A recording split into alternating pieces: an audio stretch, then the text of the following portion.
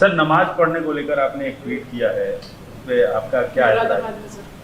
देखिए, आप लोगों को थोड़ी जानकारी होगी, अगर नहीं है तो मैं बताना चाहूँगा कि 1980 में इस गांव के जिम्मेदारों ने इस बात को तय किया था कि जुम्मे की नमाज एक पर्टिकुलर घर में अदा की जाएगी। तो 1980 से एक मुसलमान के ज़ाती मकान में ये जुम्मे की नमाज अदा हो रही है 1980 से।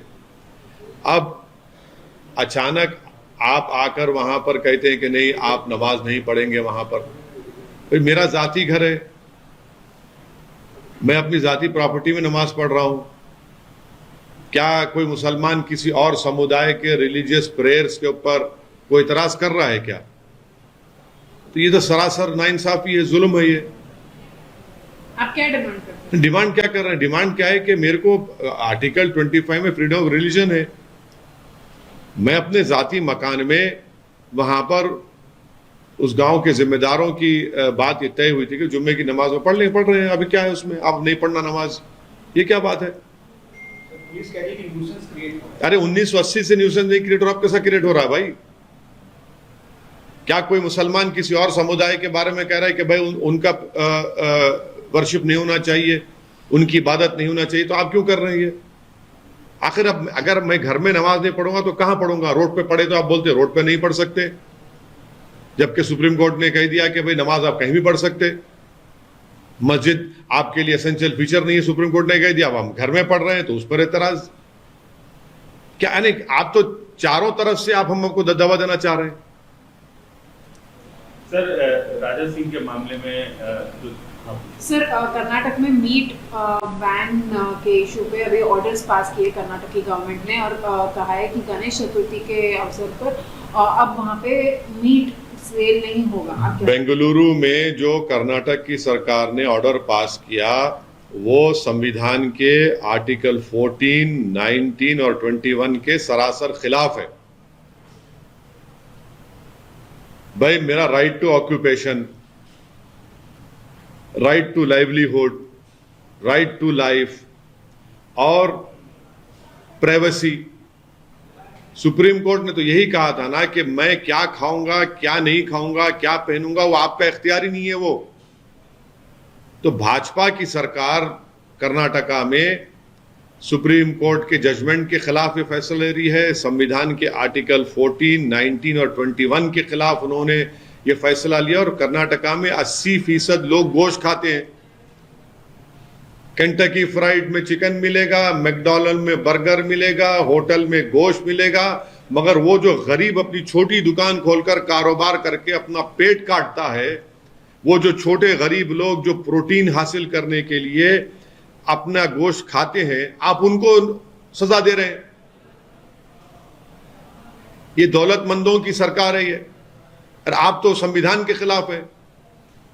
80% लोग गोश्त खाते हैं और सब जानते हैं कि नहीं, वो एक बेहतरीन न्यूट्रिएंट है गोश्त।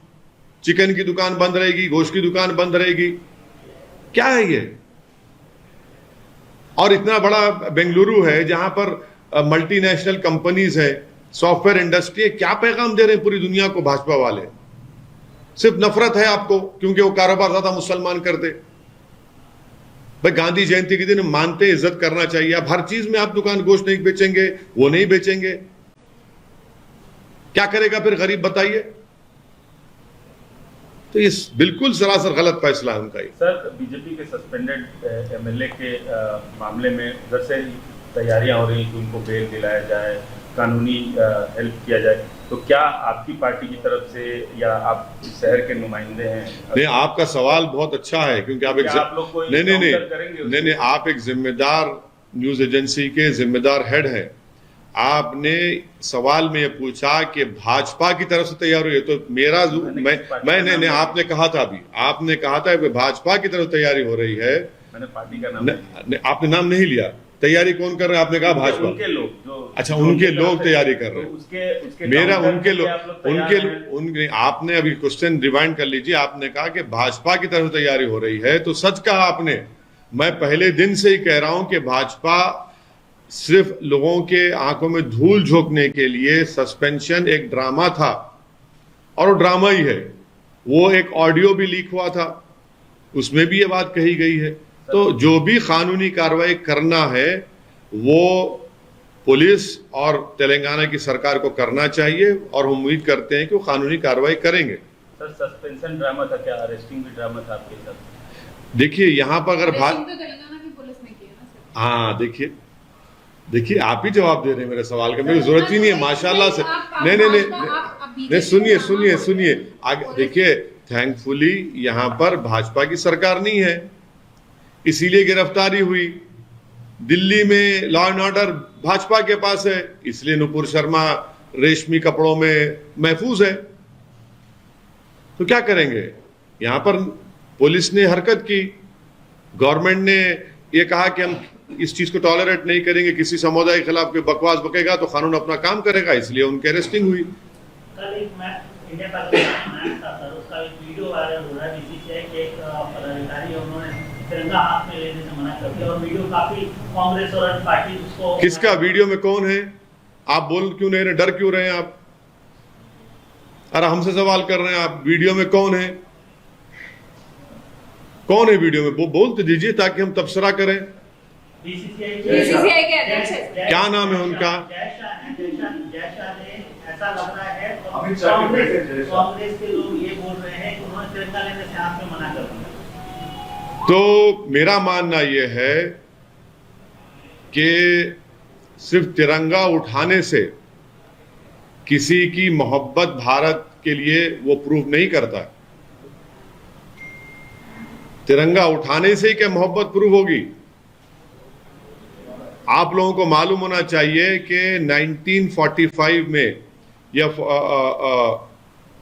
एक कांग्रेस का सेशन हुआ था जिसमें राष्ट्रपिता महात्मा गांधी जब वंदे मातरम पढ़ा जा रहा था तो महात्मा गांधी नहीं उठे, नहीं खड़े हुए।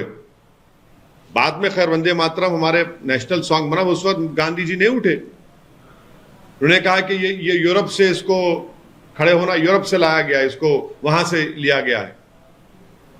तो इस बात को हम तमाम को समझने की जरूरत है कि भारत से मोहब्बत के जो मजाहरे हैं वो कई किस्म के हो सकते हैं। अगर आप बोलेंगे नहीं एक ही किस्म से ही आप मजाहरे करेंगे, आप हरकत करेंगे, तभी आपको हम इस सरजमीन से मोहब्बत करने वाला मानेंगे, मैं इस बात को नहीं मानता हूं। सर ये कांग्रेस का विरोध है या जैसा का समर्थन? मैं अपनी बात कर रहा हूं, ना मैं किसी पार्टी की ना किसी एक शख्स की बात कर रहा हूं। मैं ये कह रहा हूं कि हमारे जो लोग, चाहे वो स्पोर्ट्स हो या साइंटिस्ट हो, आसमान में हमारे सैटेलाइट भिजा रहे हैं, क्या वो झंडा लहराते हैं? काम कर रहे हैं ना, उनकी मोहब्बत उस काम में है। अब हमारी टीम के खिलाड़ी बेहतरीन मुजाहरा किए, कल बेहतरीन टीम जीत गई, तो क्या वो लॉयल्टी का टेस्ट ये होगा कि सब तो झंडे उठाएं? क्या वो लॉयल नहीं है? क्या उनके दिल में भारत से मोहब्बत नहीं है? ऐसे मैचेस और होने चाहिए सर इंडिया पाकिस्तान के बीच में। हाँ, इंडिया पाकिस्तान के बीच में और मैचेस होने चाहिए। हम तो बोलते रहे हैं कि आतंकवाद और क्रिकेट साथ में नहीं चल सकता। तो फिर आप ये सवाल बीजेपी से पूछिए, आप ये सवाल प्रधानमंत्री से, उनकी सरकार से पूछिए। जब क्रिकेट और आतंकवाद एक साथ नहीं चल सकता है और फिर चीन हमारी इन कोशिशों को नाकाम बना रहा है सिक्योरिटी काउंसिल में कि जो टेररिस्ट 26/11 में इन्वॉल्व थे उनको हम सैंक्शन करना चाह रहे, जो पाकिस्तानी है, तो चीन उसको अलाउ नहीं कर रहा है। उसके बावजूद भी हम क्रिकेट मैच खेल रहे हैं।